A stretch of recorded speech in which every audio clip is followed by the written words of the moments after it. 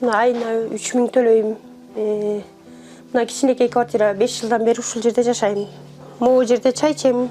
Бул жерге болсо кийимдеримди жинайм. Мына ушул жерде жашайм.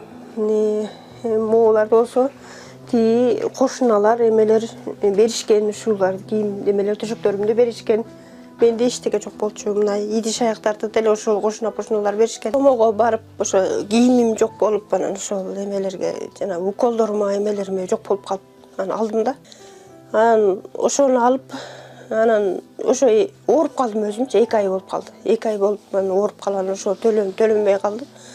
Ошонун ичинде үйгө чейин келишти, келип коркутту, ошо сотко беребиз, тиги бу деп коркутушту. Анан эмне кылам деп ойлондум, көпкө чейин ойлонуп анан кечинде чыктым, бычакты көтөрүп алып чыктым, ушундан көрө өлөйүнчү